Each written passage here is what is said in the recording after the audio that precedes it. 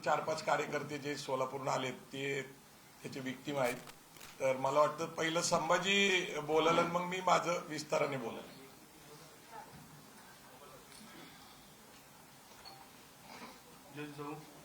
आम्ही जे तिकडं दादाच्या हस्ते पुरस्कार होता त्या कार्यक्रमासाठी दादा यालते. मग आम्ही सोबत सोलापूरपासून निघालो. सोलापूरपासून निघाल्यानंतर आमचा जी टोल नाक्यापासून जी पाठलाग करत होते, जे ग्रीन कलरचे स्विफ्ट होते, त्या स्विफ्ट मधनं अपडेट तिकडे सांगत होते. आमच्या लक्षात आलं नाही तिथं. आणि त्या कार्यक्रमापाशी गेल्यानंतर त्यांनी फटाकड्या, हलग्या ही जी चालू केले, त्या धुरामध्ये आम्हाला काय वाटलं, स्वागतामध्ये दादाचं मोठं स्वागत करण्यासाठी लोक आले होते. त्या लोकांमध्ये ते लोक होते. मग आम्ही गाफील राहिलो की आमच्या बी गाड्या भरपूर होत्या, पण फटाकड्या लावल्यामुळं आमच्या गाड्या मागे राहिल्या. आणि दादा एकटे पुढे गेल्यानंतर त्या लोकांनी त्याचा फायदा घेऊन ते वंगण असेल ते समोर होते, आम्ही मागत होतो, आम्ही बघत होतो, पण स्वागत करत असेल असं वाटत होतं आम्हाला. नंतर कळालं की असं असं प्रकार चालू आहे. आम्ही पळत आलो. तिथं त्यांचा पूर्ण 3 दिवस झालं कट रचत होते तिथं. ती स्थानिकला तिथं आम्ही चौकशी केली की 2 दिवस 3 दिवस झालं तिथं मुक्कामी होती. ते संपूर्ण कट घडवून आणून हत्येचं प्रकरण त्यांचं चालू होतं. दादाला जीवे मारण्याचं प्रकरण चालू होता. त्यात आम्ही गेल्यानंतर बरेच त्यांच्या बहुसंख्येने लोक होते. त्यांनी मारायचा प्रयत्न केला. आम्हाला काहीच सुचत नव्हतं काय करावं काय नाही.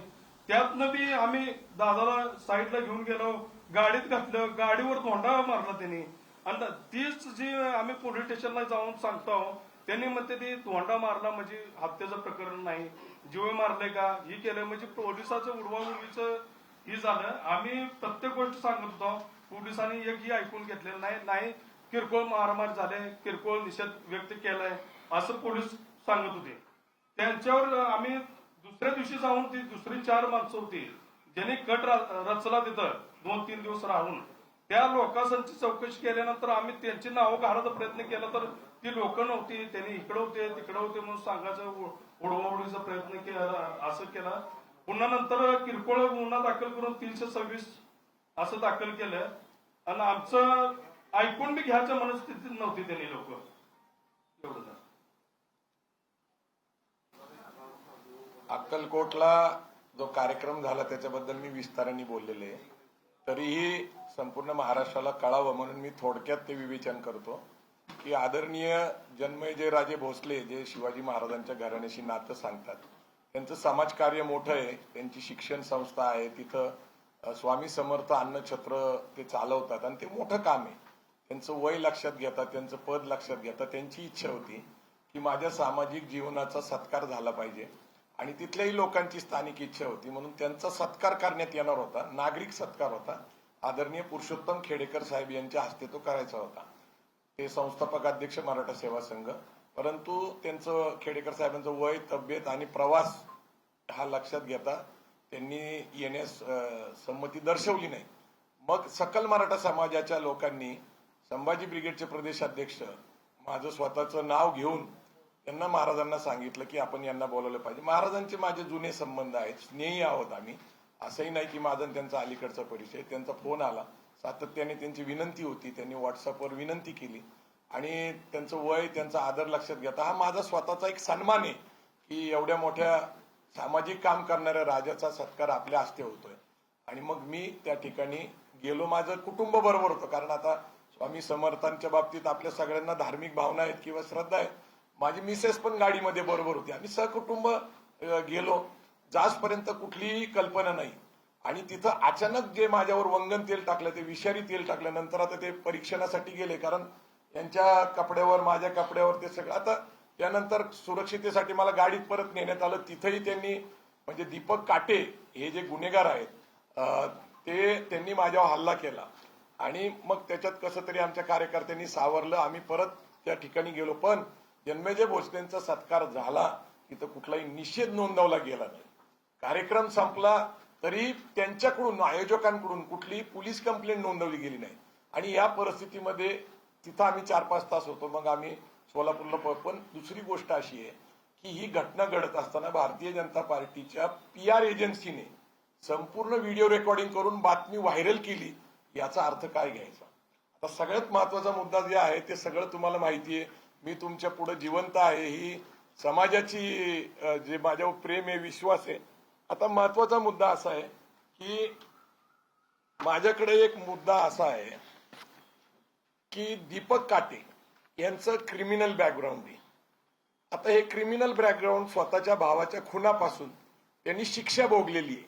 जवळपास त्यांच्यावर खंडणीपासून अनेक गंभीर गुन्हे, तरीही त्यांना भारतीय जनता पार्टीच्या युवा मोर्चाचं सरचिटणीस पद दिलेलं आहे.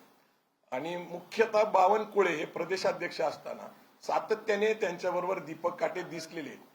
पण एक मुद्दा असा आहे अलीकडचा, जो 2025 या वर्षाचा आहे, त्यांच्याकडे 2 पिस्तूल आणि 28 काडतूस सापडल्यानंतर त्यांना अटक झाली. आणि अटक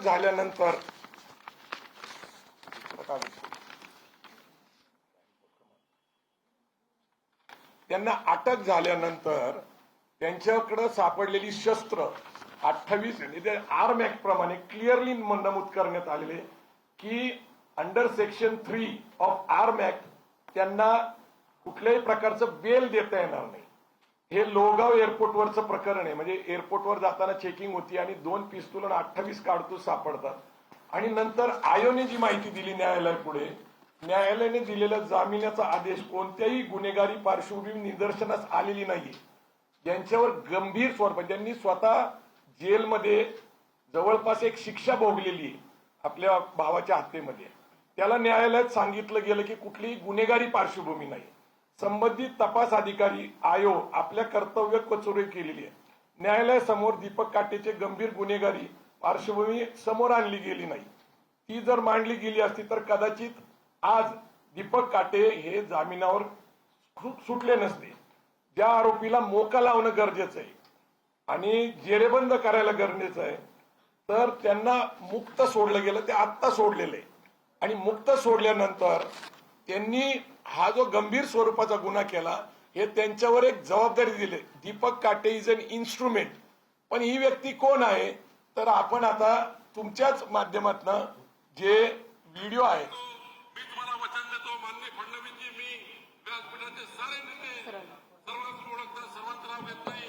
गणेश वेगळेच्या नेतृत्वात काटेजी आपण चांगलं काम करा. तुम्हाला देवेंद्रजी गरज वाटेल तेव्हा देवेंद्रजी, माझी गरज वाटेल तेव्हा माझी, हर्षवर्धन पाटील साहेबांची गरज वाटेल हर्षवर्धन पाटीलजी, राहुल साहेब, आम्ही सारी टीम, माननीय आपले सचिन तेंडुलकर बसले तिकडे, पडळकर, काही काळजी करू नका. तुमच्याच भाषेतले तुमच्याच त्याच्यातले पडळकर आहे, काही काळजी करायची नाही. मी तुम्हाला वचन देतो, शिवधर्मच्या कार्यकर्त्यांना तुम्ही ज्या अपेक्षेने, ज्या आशेने जी लढाई लढण्याकरता, जी लढाई जिंकण्याकरता, अन्याय दूर करण्याकरता भारतीय जनता पार्टीत आले, मी तुम्हाला वचन देतो, तुमच्या अन्यायाला मी वाचा फोडल्याशिवाय राहणार नाही, तुम्हाला मदत केल्याशिवाय राहणार नाही. आपण घरोघरी जा, 18 ते 25 वयोगटाचे पुन्हा युवा वॉरियर तयार करा. शिवधर्म हा जो मुद्दा आहे हे मी का अधोरेखित करतोय ते नीट समजून घ्या. देवेंद्र फडणवीस यांच्या पाठीशी आहेत हे ते म्हणतायत. ते गृहमंत्री आहेत, ते आजचे मुख्यमंत्री आहेत आणि कायदा सुव्यवस्थेची त्यांच्यावर जबाबदारी आहे. न्याय विधी खातं त्यांच्याकडे. आता हा दुसरा व्हिडिओ जो समाज माध्यमामध्ये कालच आवाज केली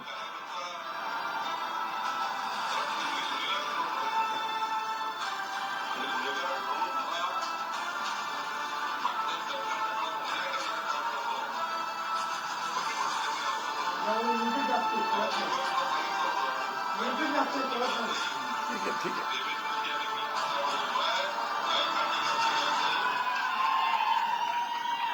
या व्हिडिओमध्ये स्वतः बावनकुळे काय म्हणतात ते महत्वाचं. ते म्हणतात की मागच्या सरकारने दीपक काटेकरांना गुन्हेगार ठरवलं होतं, मुद्दा नंबर 1. तर त्यांना ते म्हणतात की मला तुमचा गर्व आहे आणि तुम्ही आता काम करा, तुमच्यावर जबाबदारी दिली जाईल तुम्ही घाबरू नका, तुमच्या माग देवेंद्र भाऊ आणि बावनकुळे स्वतः म्हणतात मी तुमच्या पाठीशी. आता जामीन देणं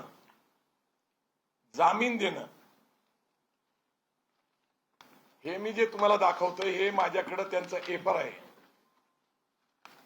एका गुन्हेगाराला जामीन मिळवून देणं याच्यावर गंभीर स्वरूपाचे गुन्हे आहेत आणि ते दिल्यानंतर त्याला एक टास्क देणे, जिची योजना मी सांगितलं की संघ परिवारामध्ये शिवराय फुले शाहू आंबेडकरांची विचारधारा, राज्यघटनेचे समता, बंधुता, न्याय, तत्व, मानवता हे जे विषय आहेत हे सगळे आता थांबले पाहिजेत.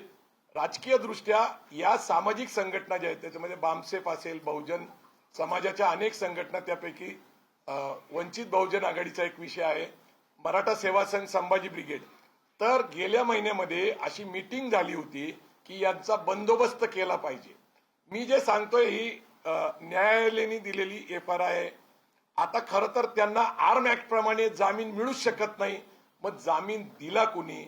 आणि ज्या अर्थी स्वतः दीपक काटे हे प्रदेशाध्यक्ष बावनकुळेंना गॉडफादर म्हणतात, त्यांचं संभाषण व्हायरल झालेलं आहे, गॉडफादर म्हणतात.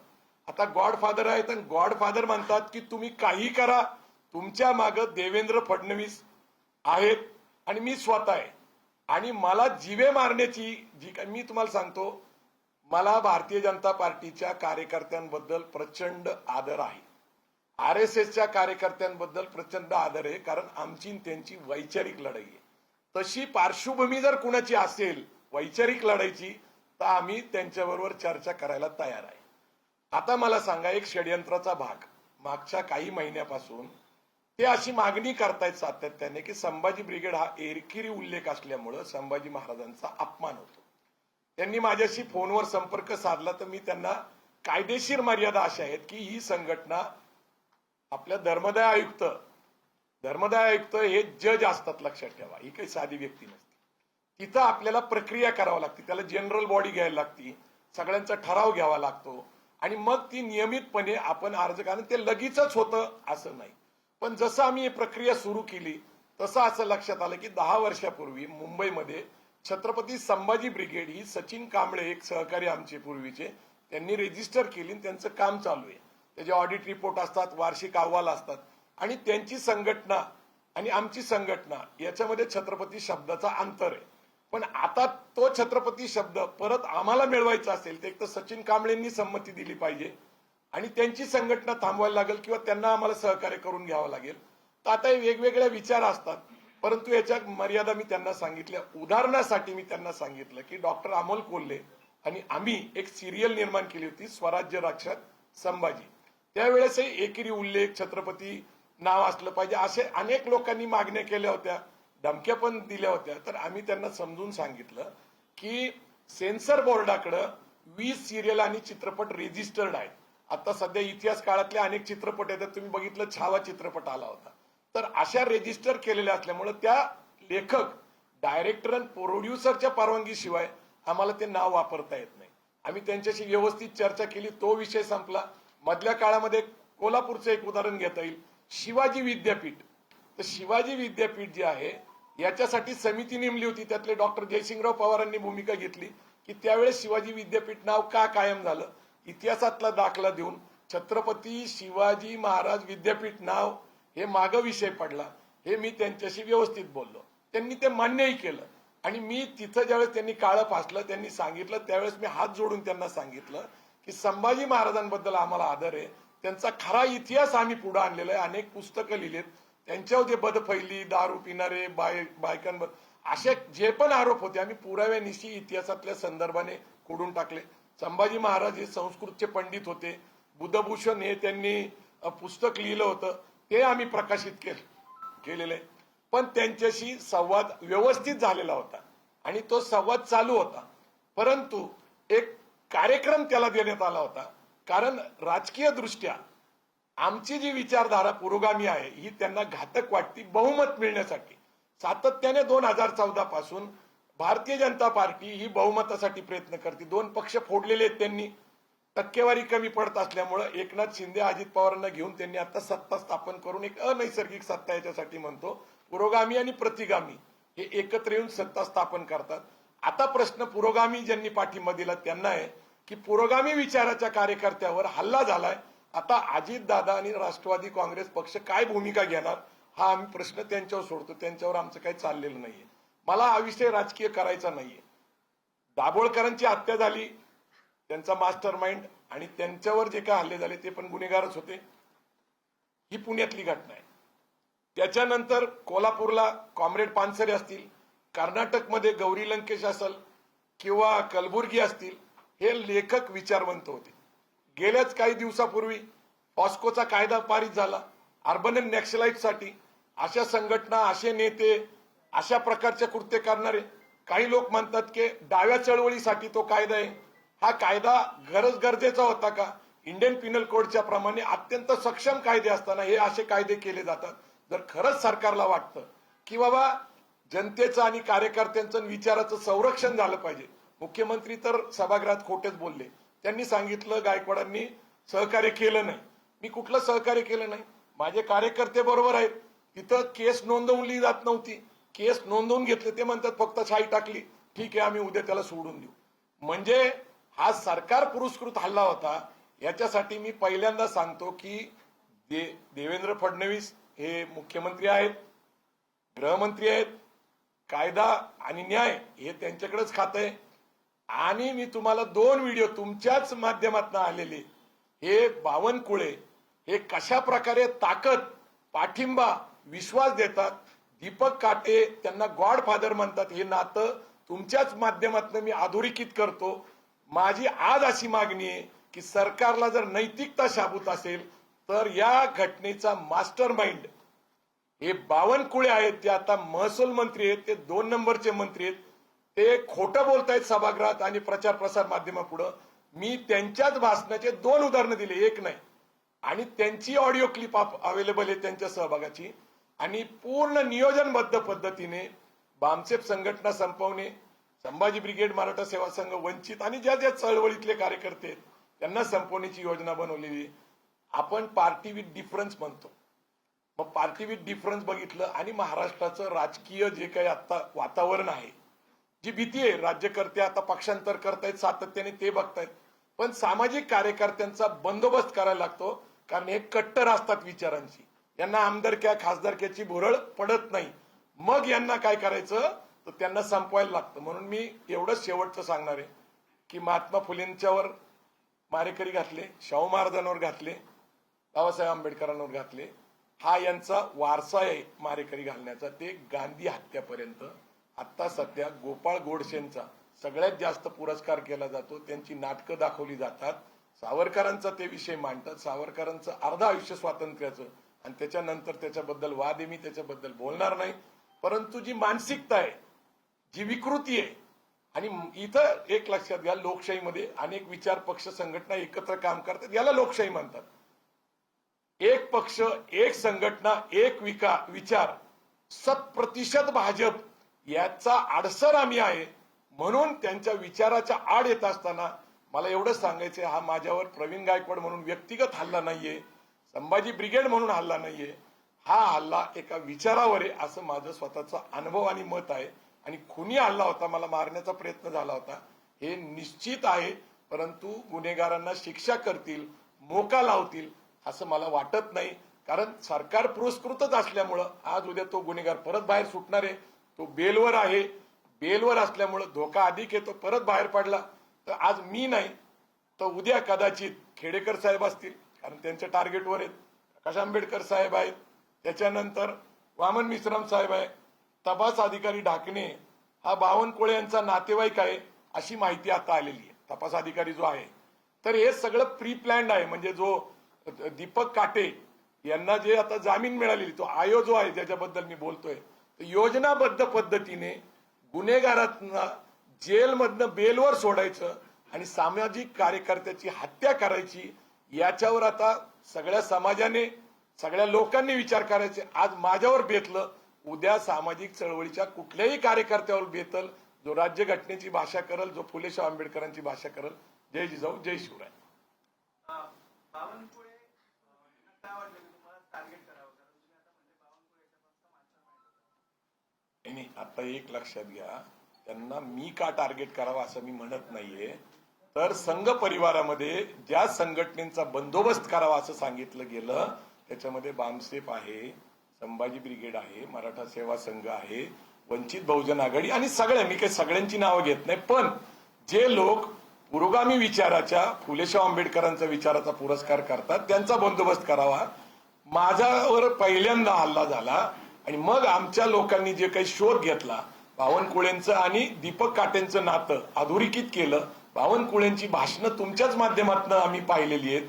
बावनकुळे ज्या पद्धतीने सांगतात तू घाबरू नको, मला तुझा गर्व आहे, आणि ते सांगतात की मागच्या सरकारने त्याच्यावर अन्याय केला. आता तुम्ही सांगा, भावाच्या खुनामध्ये त्याला अटक झाली, जेल झाली, याच्यात मागच्या सरकारचं काय कारण आहे?